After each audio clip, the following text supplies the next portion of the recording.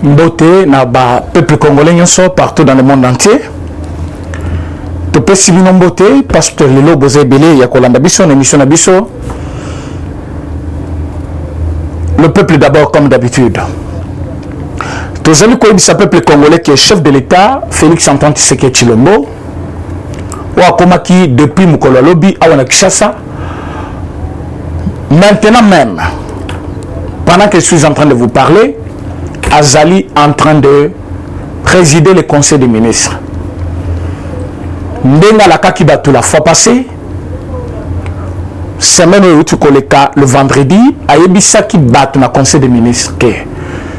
Conseil des ministres est kolanda la semaine prochaine, na kosala ngona bino kuna na Kinshasa dans une même salle. Tant que tu koyebisa batu, il y avait quelqu'un qui est passé dans notre chat ici pour dire que voilà, na mona qui est le conseil des ministres. Vidéo le conseil des ministres Zawapi. Qu'est-ce qui prouve que réellement Alobaki qui est Akoya, Tshisekedi Akoufi. Donc, il y a de ces gens-là, dans leur tête, Bazali Komonakaka Mawa, Malor, il y a présent Félix Tshisekedi. Bazali Komonakaka Liwa, Souci Nabango Kaka Nyansunaye et Beba. Donc, même là où il fait quelque chose du bien, Bango Bozomonakaka Mabé. Là où c'est blanc pour eux, c'est rouge. Là où c'est rouge, ils voient noir. Parce que dans leur tête, ils ne peuvent pas comprendre qui est la personne de Tshisekedi. Et ils ne veulent même pas entendre parler de lui. Lélo, chose promise, chose faite, le chef de l'État en conseil des ministres avec les ministres. Avec de grandes orientations, avec de nouvelles dispositions. Qu'est-ce qui a changé? Parce qu'à Kepota Zoni, non. Ce sont des choses qu'il allait faire. Mais comme tout humain, le président était parti pour un contrôle. Oyo tout va changer qui va commissango opération à cœur ouvert. Non, ce n'est pas opération à cœur ouvert et commis alors trop de tournure autour d'un sujet si connu et populaire comme celui-là. Le président chef de l'État a zongi. Mais tant qu'on a commis un aéroport Yandili, il a voulu me refuser à quai officiel, le député Obaya qui n'a aéroport, beaucoup de monde qui a bande aéroport. Pourquoi? Parce qu'il ne voulait pas que Ebimanette a quelqu'un qui voyait mon officiel, diplomatique, mais comme le député Bazali, la majorité, oui, ils allaient accompagner Vision Aye. Nous sommes les députés. Même ceux que Nani visite Kozala, officialité, quand même nous serons là. Mais je vois tous ces journalistes-là faire des émissions pour condamner les députés parce que Bakeko est chef de l'État. Et je me pose la question, ma liberté à moi. Okoki ko confisquer yango nengening alors que les allaient garantis par la Constitution. Donc un député n'a plus son sentiment à lui, il n'a plus la liberté, il n'a pas une motivation à Koki Kosa le Lokoya Lingite parce qu'il est député et parce qu'il est de la famille politique qui est chef de l'État, soit dans une majorité qui soutient l'idée du chef de l'État, à Koki Kosa déplacement. Je trouve que je suis en train de parler de ce sujet tous les jours. Pourquoi j'insiste? Je veux que Batouba soit décision à l'immédiat. Monde médiatique, na espace à Kinshasa et Bébi. Motunyo sa komi koloba oya lingi, azali ko intoxiqué Batou, azali ko finga Batou, na média. Où sont les règles de la communication? Où azali ko restreindre Batou, balo de la kaka makambo ezana compétence na bango. Tous ces gens qui se passent pour des journalistes alors qu'ils ne le sont pas. Où sont passés des lois de ces pays? Soit tu es chroniqueur, soit tu es un animateur, soit tu es un journaliste. Il faut classifier les choses. Alors si tu es journaliste, il faut savoir jouer ton rôle. Je ne vois pas un journaliste qui passe dans des médias au lieu d'informer ou poser des questions, lui-même analyse des faits de sa façon. En quoi les députés ont-ils péché? Parce qu'ils sont allés recevoir ou accueillir le chef de l'État. Où est le mal?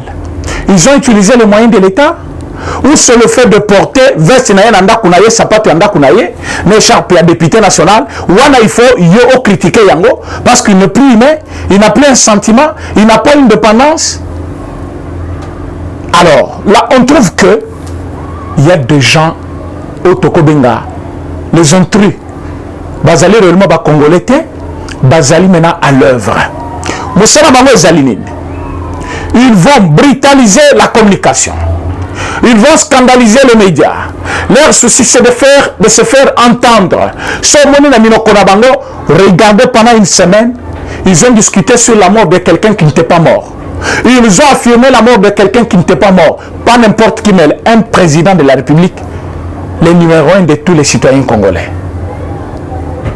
Après avoir spéculé sur sa mort, ils l'ont vu venir en chair et en os. Je vous ai dit que le chef de l'État est venu très fort. La maman qui m'avait appelé depuis la Belgique pour me dire que non, depuis Paris d'ailleurs. Donc le chef de l'État a salé 8 heures de vol, beaucoup l'indiqué davantage. Le chef lui-même a demandé de sortir de l'aéroport au Azare qui n'a qu'à dire salle naïe, salon d'honneur, aïe makoloti libanda, l'aéroport pour amona kaka bato bayaki koyambaye. Tant amoni bango pe apesi bango mbote, attendons encore une petite distance d'à côté na motuka. Donc le chef n'était pas affaibli et il n'est pas affaibli. Tant voyez la katikati anzela. Le chef ne s'est pas contenté de son cortège pour que Niranda Kounaye. Il s'est arrêté à niveau, il y a des bonhommes, comme il y a ma tête, pour que Atala incendie Salamaki, Nabatu Bakoufa qui place. Il est allé au secours d'une maman qui avait perdu son fils, et d'un père de famille, dont carburant n'a union Sezaki calciné. Alors, Naminitona, on s'est dit, Soki Azalaki faible. Bah, exercice union Soana Alina Kiasala Yangote. Il l'a fait pour montrer aux gens qui je suis fort. Nobi a commis, il a commencé à recevoir les gens chez lui, dont nous étions aussi à la présidence, de 11h jusqu'à 18h. Azo Yambabatu. Oba yoko sa yembote, oba yaki na badoléance na bango, oba yaki ko traiter na bango makambo. Après ko yamba ya batuana, akena mbetu te. Il a préparé ce conseil des ministres de 19h, parfois jusqu'à 21h. Et le Léna Tombo, il est allé dans le conseil des ministres depuis 12h. Dites-moi, mes chers amis, un homme où tu coopérer, un homme où il a un problème, un homme où il a tambolate, à koki kozala jusqu'à ce niveau-là, très fort, il y a kosala makamutouana. Mais tous ces gens-là, surtout au Yamutu Moneno Fandakana, Japon, na Yamukuso Azakana Belgique, et ils ont déjà vu dans leur tête un cercueil. Baloba qui a Koufi Bakundi depuis le 7 avril. Bakundi pour Nanini, pour Akufaki. Mais Moutou Akufaki, aïe, en forme.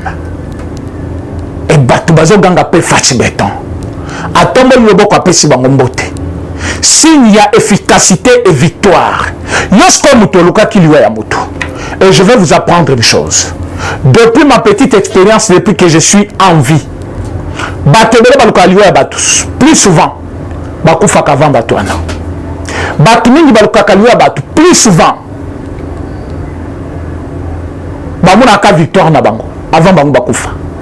donc sur ces deux expériences, je pense soit Ebele Bakokoufa, je pense Ebele Bakomon est reçu qui a fait deuxième mandat, parfois troisième sorte changer constitution, et ils n'auront que leurs yeux pour pleurer. Comme la journée d'hier, c'était une journée très difficile pour M. Yumbi, il y a Japon, il y a Moutou Mounenouana. Pour M. Kouswanika, et Zalaki, matanga mune nanda kunaye pona o mususu soki batu akatu mina ba déclare kwana ezaki vraiment chaos pona bango. Mais pourquoi ça revient sur leur bouche? C'est l'abondance du cœur qui fait parler la bouche. Tellement dans leur écran bazali komona kaka liwa ya chef, Il faut aller à la télévision, va généraliser yango. Mais peuple congolais, malgré la pluie, balobi cette enfant n'a pas coûté. On dirait comme d'habitude, mon chef de l'État Faya, Mboule fait bandaka na tongo. Mboule beti, mais je vous jure que l'avion quitté qui n'a 8h45. Mais Batouazaki n'a report Yangil depuis 6h du matin. Parce que communiquer les kaki, tongo, avion kokoya. Tango avion kokita, il faut bien être déjà sur place. À 6h, Batouazaki déjà dans l'aéroport. Bazos de la chef de l'État. 7h, 8h, full. 9h, 10h, avant hier, à Lungwa, Abimana, Libanda un peu, il faut voir le nombre qui était déjà là. Il y a eu même l'embouteillage terrible. Dans le niveau, il y a quand c'est à Kuna parce que moi, dans les Kaboïza, qui était nombre de bateaux bazaki nanzela. Mais quand j'essaie de sonder, bateau n'a pas qui me tapait ça, qui était balobi, tellement baloba qui a koufaki. Et que bayebi si biso kazoya, il fallait bisoter à tout le monde en ami sur biso. Et c'est que je n'ai pas compris mes bateaux à la moka bazaki wana, pour moi, on a de plus près, et zaye, ou balimba ko sabiso. Et quand ils ont vu que c'est le chef de l'État, Basili Kaki Makasi, pour preuve, comme la Kingasani, Bakandi combattant Mokolobi, parce que Zagina drapeau, il y a eu deux pèses. Beti combattant wana, li se vimbi. Et ba combattant Bazagina Simabayoki, Mati Sikoyo. Dena moni ba maman moko bafanda ki wana. Ce que pour voir un boye, donc on a bon sabaninga, mais elle bazo beta combattant, il y a eu deux pèses place wana. Cette maman là. Vous les mamans qui demandez souvent le respect chez nous. Vous les mamans qui insistez. Maman libre, bon respecter ma maman. On a le respect maximum pour nos mamans. Une femme, c'est une vertu. Une femme, c'est une valeur. Une femme, c'est tout ce qui est de meilleur que Dieu a donné à un homme sur la terre. Voilà pourquoi tout homme qui est appelé homme a du respect total à une femme. Mais à ceci aussi, une femme doit reconnaître les droits et le devoir qu'elle a en tant qu'une femme. Une femme, c'est celui qui transporte quand même ces kilos-là pendant 9 mois. Tu ne peux pas lui mettre voir un fils d'autrui. Oh, maman na yo lokola yo, amenaki na libomo pendant 9 mois. Bazali kobeta ye, banzete. Yo fande ozotala, ozoteka fufu. Tango bao babeta kiwana. Bazo se glorifier, bazo se katobeti muto yi de pes. Yo maman ofandi. L'homme nazaki prêt à gifler maman. Ça je vous l'ai dit en tout cœur ouvert. Na lingana c'est l'infraction lobby. Batuno so bazaki wa baru no président so salibongo surtout yo bazo lukaba filmer yo pour balobake au salaki des ordres. Je suis venu, j'étais en train de filmer. Cette maman azotomboka parce que ma combattant a eu de pes basiliki contre moko na bango babetaki. Donc pour lui, ba combattant a eu de pes tango baye, ba kutu wana babeti lui se vimbi, il fallait ba le banon to resala nini, mais c'est un pouvoir hein, ba beta na bango ye azana batu. Ça c'est très folle. Tu ne peux pas faire ça. Une maman ne fait pas ça. Ba maman nanzela biso tebi bango so ba boni ka mama be, mama wazana mutena bo mama, o mona mama azolenga. Ah mais pourquoi bazo sala boye? Pourquoi ba bete même ce kaza mutu ya ide moko na binoté, même so zo partager ide moko na binoté, o ko beta yete. O komona mama zali na mawa ba beta mutu te. Mais oh maman penani so kambo kindo ki pena ya visa. Azo ba beta ye, nani? Siko ba beta bango pona nini? Toujours dit c'est babeti mutu bazaki koboma ye ceux qui te kate balinga ba boma mwana oyo maman wana donc cette maman n'a pas mérité mon respect hier.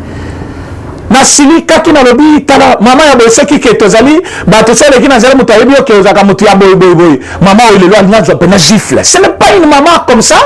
C'est comme ça ba tu ya boy bundo ki pena makase kotiti na ba peur de wana na ba lamuka wana o mona maman moko mukolo maman ba kena ko chela micro wana azo benga président chef de l'état chilo yo avec moso na benga combien de fois tala moi maman na azoloba azoloba na batu waza mobali ya batu papa ya batu aboti basi lokola ye le yaza mwasi azo mérité respect yaza na droit ko finga président aza na droit ko finga nani botika makambo bosala wana bote ya kapemba mama bino ba mama o bozolo que respect chaque fois tango dinosaure akobima dinosaure ozo finga non.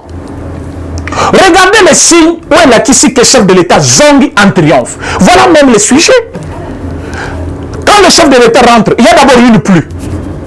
Cette pluie annonce une bénédiction. Quand le chef de l'État rentre, tout le monde, j'ai dit tout au long de la rue, au Balandaki, direct sur le Kito Congo Télévision, Batu Bazalaki tout au long de la rue.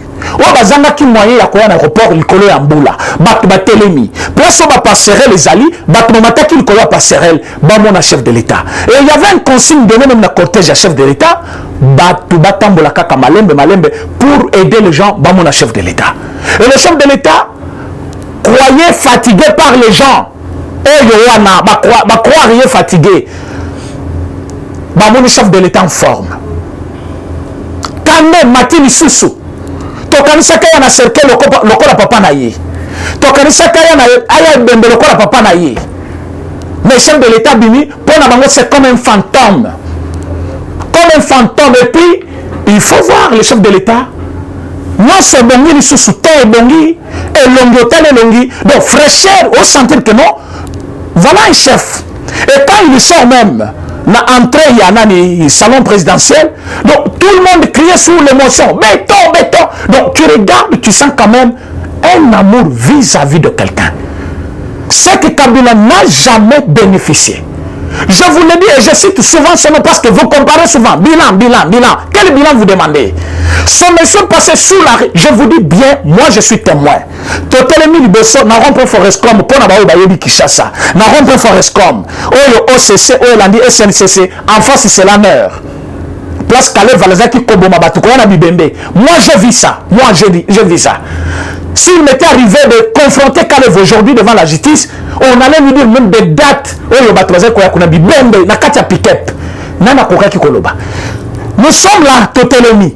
Cortège à Kabilezoleka. Tant mon père Albessel et l'équipe.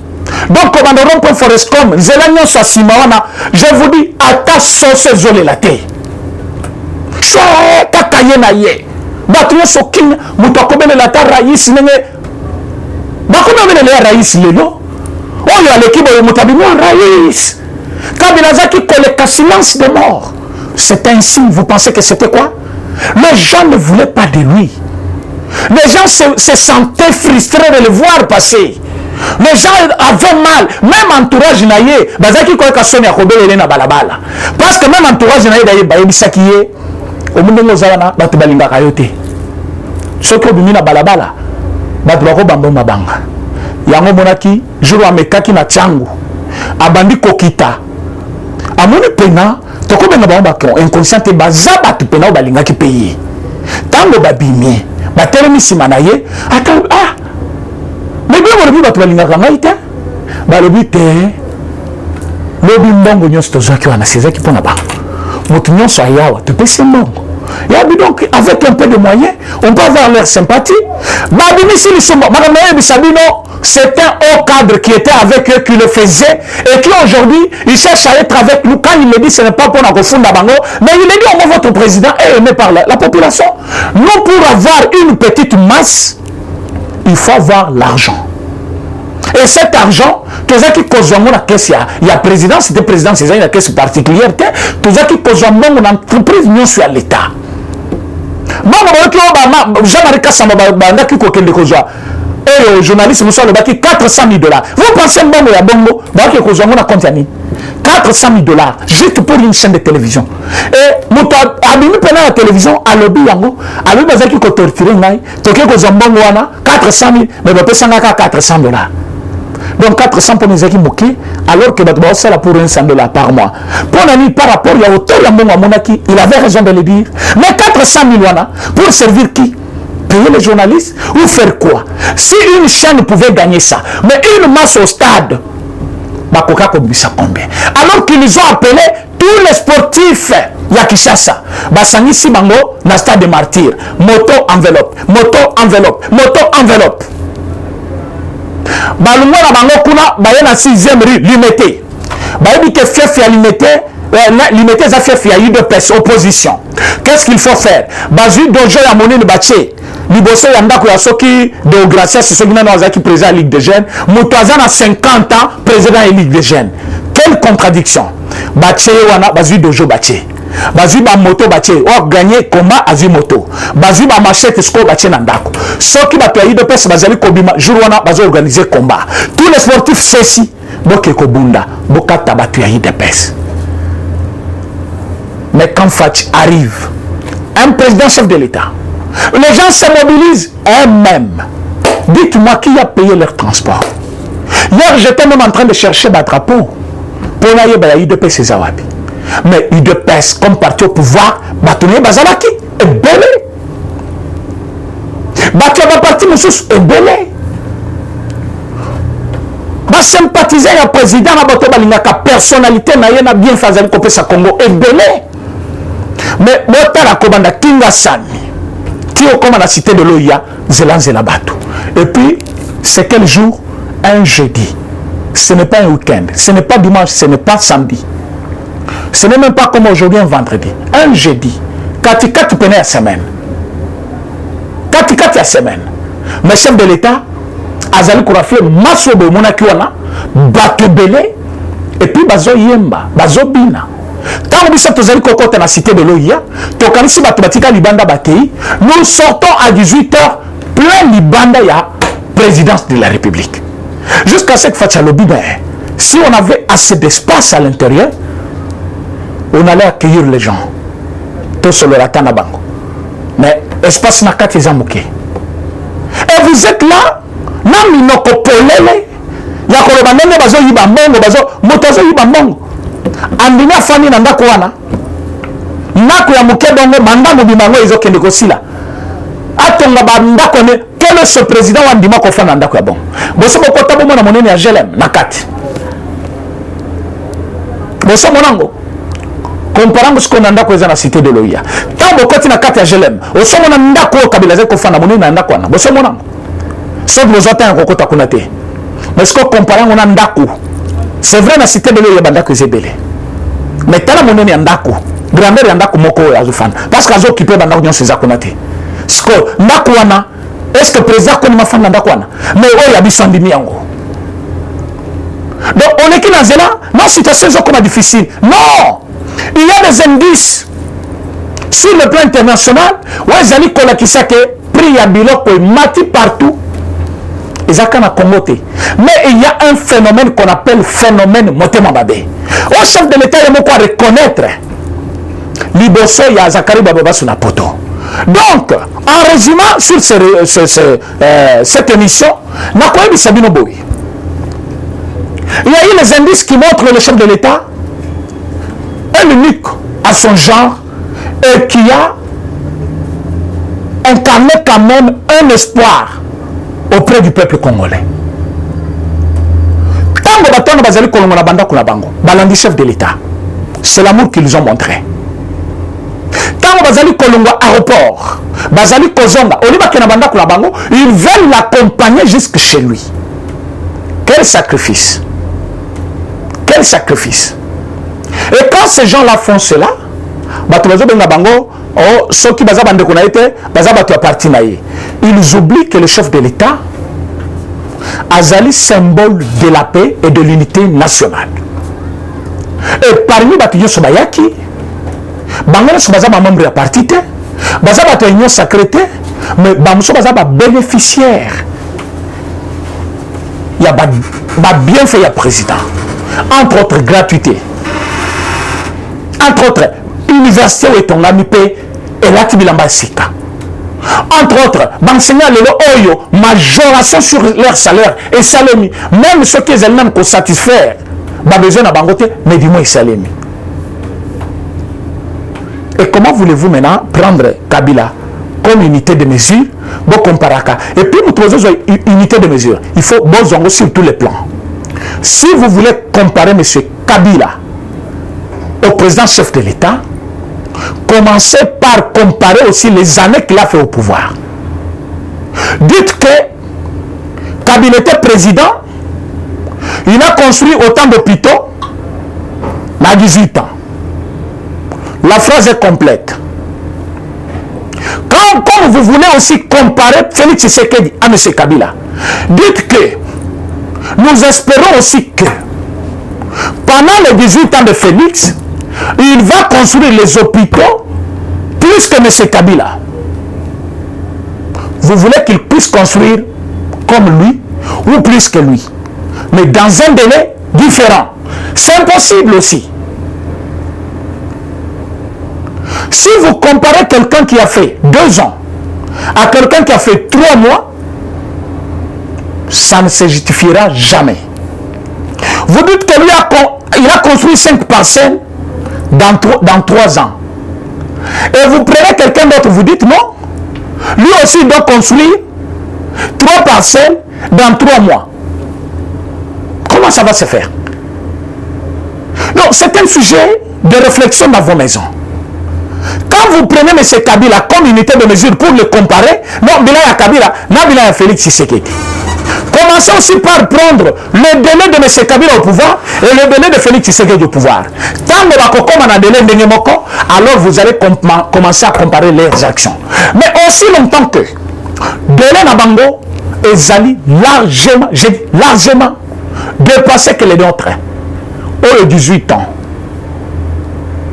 Au 2 ans et demi ou 3 ans aujourd'hui.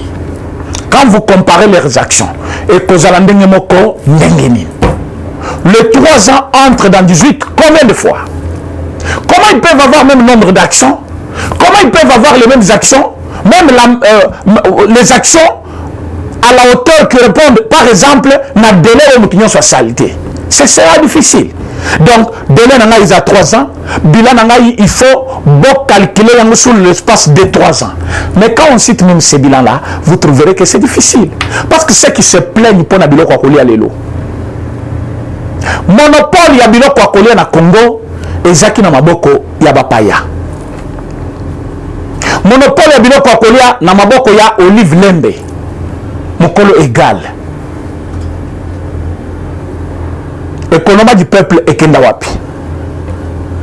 Comment voulez-vous qu'aujourd'hui, billet d'avion est matité, par contre Ekitaki? Comment voulez-vous que, excusez-moi, billet d'avion Ekitité est matité parce que l'Ibosé Zaki n'a plus les Zalaki, mais ce que quand même Tokitisaki yango. Oekozwa. Mbongo, inflation moko et salaire ressources, c'était parce que ça fait 3 ans maintenant que la monnaie dans notre pays est stable. Mais Tolali, Tolamuki na Tongo, biloko emat. Tolali, Tolamuki na Tongo, biloko emat. Tolali, Tolamuki na Tongo, biloko emat. Non! Quels sont les indices? Quelles sont les raisons valables? Où est-ce que pousser Batouana? Bamatissa Biloko. Est-ce que douane est mati? Non. Billet d'avion est mati? Non. Est-ce que impôt ou taxe à l'État est mati? Non. Babaxi impôt yasika? Non. Biloko les hommes attendent nengeni. Papa, Mobutu a collaboré avec tous les commerçants. Demandez ma famille Kansé Boubako Ibisabino. Le Moukamba Kadia Tanzemba. Mais je pense qu'il est avec le chef de l'État. Papa Moukamba. Vraiment avec tout le respect, parce que je sais que cette vidéo va vous parvenir. Vous connaissez combien j'ai de respect pour vous. Mais quand on a là, contexte ni bino bote ke la biloko. Na contexte ya lelo. Yebisa un mot, la ministre ya économie, avant que Fatih ne prenne de nouvelles mesures. Parce que quand je le dis comme ça, je suis en train de vous annoncer. Nayebi Saka Batou Awa, que le chef de l'État revient la semaine passée, et dans 48 heures, et ils ont une émission à Salaki lundi. Nayebi Saki Batou, que le chef de l'État, dans 48 heures. Et c'est mardi. Mardi. Batou Bele Batou Nakinaï, inbox, Balobi, la source. Que vous allez communicateur, mais est-ce que vous assure? Baïbi Sibisop Fati a affaibli, Baïbi Sibisop Fati a Kotambolate, Baïbi Sibisop selon Mamoussou Sazana morgue déjà, Baboussou Baïbi Singa Balobi, tous la version de le président René. Comment Tina niveau à couper sa date? Je ne viens jamais à la télévision faire de bêtises, je ne viens pas m'amuser ici. Je viens à la télévision parler, je laisse ma famille à la maison. Avec les embouteillages de Kinshasa que vous connaissez, je me déplace pour venir dans un studio et commencer à vous raconter n'importe quoi. Non. Quand je parle, c'est-à-dire, je vérifie Avant de parler, parfois, j'ai mandat, soit avant de parler, je vérifie quelque chose. Je suis en train de vous dire ceci. Ministre de l'économie, il doit voir clair. Et il doit nous éclaircir quelque part. Nous sommes dans une république. Il y a des lois. Comment voulez-vous dans une république? L'État et le gouvernement congolais cherchent à négocier avec les particuliers. Alors qu'il y a une loi qui montre qu'il y a une imposition où l'État a imposé Batouana, surtout dans le cas de l'état de siège tel que nous le sommes.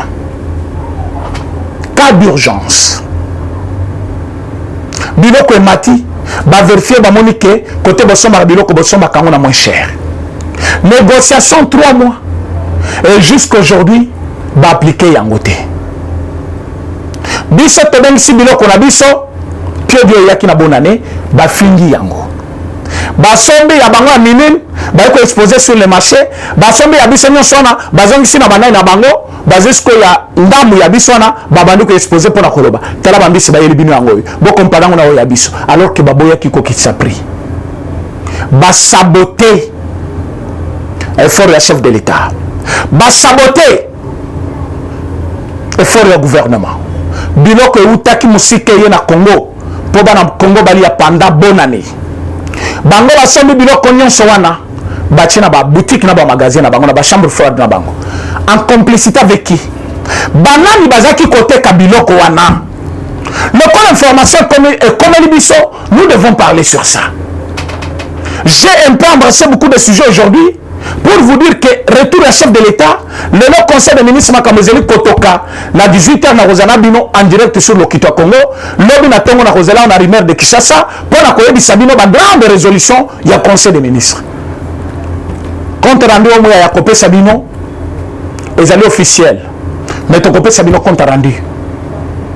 Oh, il y a Kopé Sabino, na Otokozanango. Pour Aotozo Sabino, que Makambo et Kozali sous PTT pour la battre belé. Vous avez trop longtemps joué avec ce pouvoir. Président Félix c'est un humain comme tous les autres. Il peut changer d'avis. Soyez bela qui est le lot, Moutou Akimia, Kokasate le Rozalakaka Moutou Akimia. Mandat Ezali Kokende. Chef de l'État Zali peut comme on a eu Bozali Kosala. Batu Amotema Mabe. Bozali Koluka par tous les moyens, échec naïe. Bozali Komatsabiloko sans raison. Bazali koleka na télévision balobi non carburant dans 2 jours, dans 48 heures carburant Kinshasa kozalate.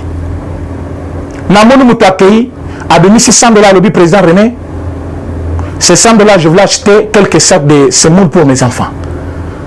Mais je pense que ma cop nango pendant 2 jours son carburant est coûté cher. Parce que nous avons 3 missions et que c'est na kende boy zonga boy. Il faut notre carburant. Acheter carburant à $100. Mais pourquoi ma bengie na lobby, est-ce que tu peux venir avec moi ailleurs? Te vérifier te lobby, réserve, il y a carburant. Pour la ville de Kinshasa, tu as une réserve, il y a 2 mois jusque-là. Mais on vous a dit 48 heures. Et bien on a, c'est déjà largement dépassé. Parce que réserve normale, tu jusqu'à 12 nani, je peux dire 3 à 4 semaines, pour base à la suite, pour s'approvisionner. Parce que, bah, place ya kobombe la carburant ba réserve et koki kosala objet ya réserve il y a 12 mois 14 mois té mais tant que tu as la réserve il y a 2 mois et que mutazali ko yebi sabino ke ndenge zawana dans 48 heures carburant kozala té.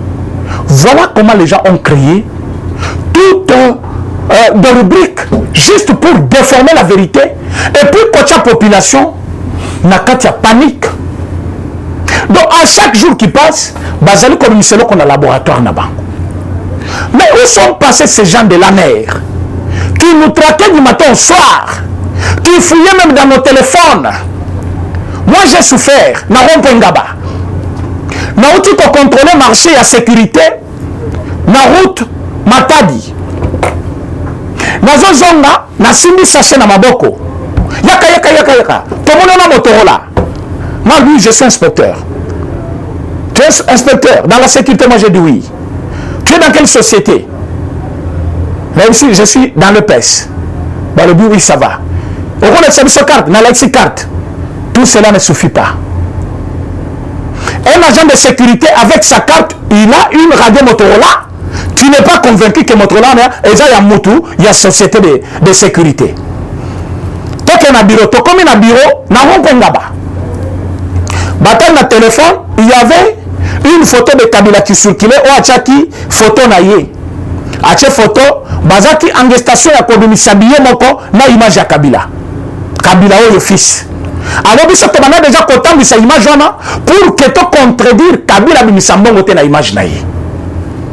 Namona, capitaine Moko Abimikuna, colonel, Tozana Mutumoko, Azana image na téléphone. Babi Mouché na cachot, Baché na cachot. Na rompo ngaba. Madame Bisabino, si ma femme était ici, elle allait vous le dire. Na beta kuna 8 heures du temps na cachot. Batouana, Batiana na cachot parce que Nazaki Moutaï de pes. Bamonaki, ba pièce d'identité na nyonso. Tango ba yekota la ke photo wana ezaki na carte. Ba capitaine tout wana na ba major wana ba bengani ba ye. Na yebisi bango, je n'ai rien à voir avec tout ce que vous dites. La photo que vous voyez, ça circule sur tous les réseaux sociaux. Vous fouillez dans le téléphone, bomoni, image wana. Mais vous pouvez montrer combien de fois j'ai partagé ça. J'ai envoyé à qui? Mais vous m'arrêtez. Vous dites parce que l'image est dans mon téléphone. Rien que sur un groupe WhatsApp, si vous avez une image dans le téléphone, du fait qu'Atali et autres dans la galerie. Est-ce que vous voulez que moi je paye le pot de celui qui a envoyé cette image-là? Mais comment c'est arrivé? Il faut que source. Moi je ne suis pas informaticien. Beaucoup dans le téléphone, vous voyez source, c'est Zawapi. Comme ça, vous voyez photo comme le téléphone. Comme ils étaient limités quelque part, ils ont libéré vers 23h. Dans Rompongaba. Ezalaki bamona na loko vindi awa bakangi yo eza monduki so bamoni yo ozotambola na sukebele bakangi yo bamona démarche no bizarre bakangi yo na romponga ba phénomène bureau de ezalaki je ne sais pas. Mais aujourd'hui ils sont passés tous ces gens de renseignement qui peuvent nous arrêter, ces gens au bazali kobimisa ba fake news pour na paniquer population congolaise, surtout quinoise, la population quinoise.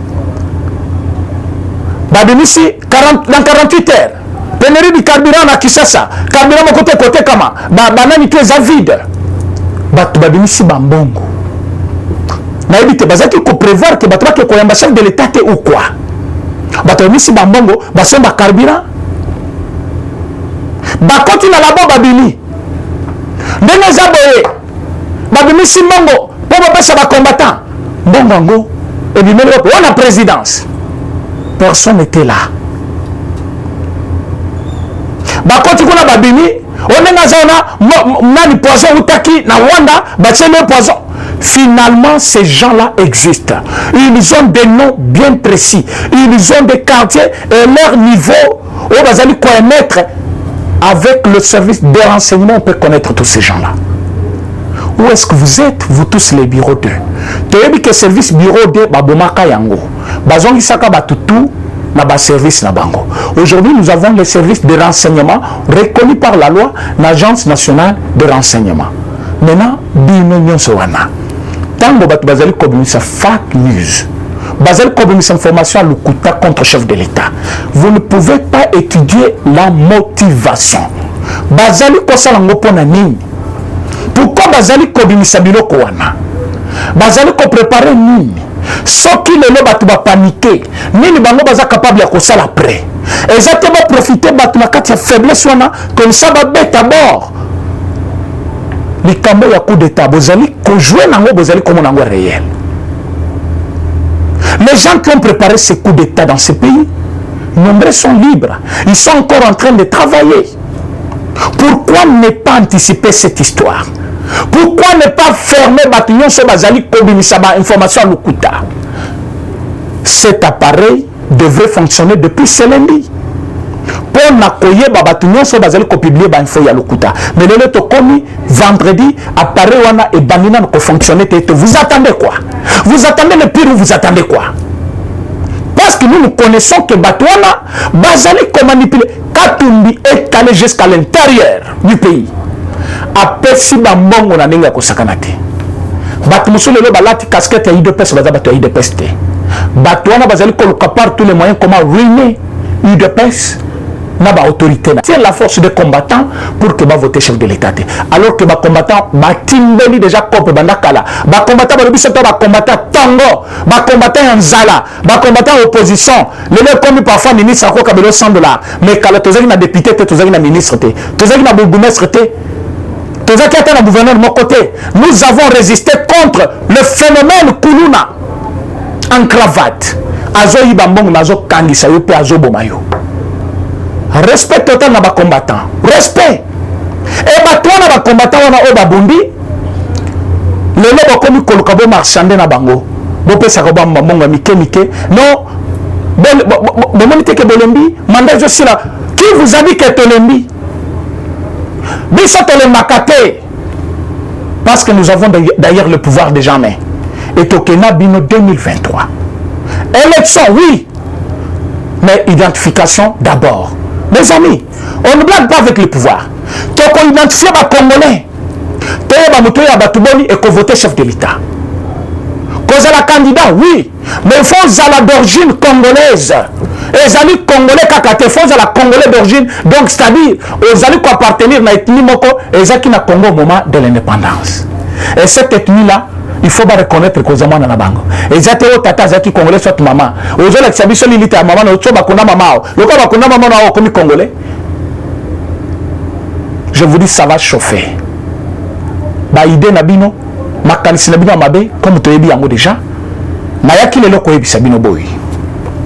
Le chef de l'État après son retour, après avoir reçu tout le monde, il y a une certaine décision va rendre visible aujourd'hui ce soir. Mosusu va rendre visible l'Obina Tongo. Mais attendez-vous à de grandes décisions, à de grandes orientations. Vivre dans la prison, vivre dans la Mobimba. C'est la parole du président René. Je ne vais pas me répéter. Mais Ayoki on a lobby. Et tous la commande le lobby. Ma décision est causale. C'est par là que vous allez connaître qui vous a parlé aujourd'hui. Merci beaucoup.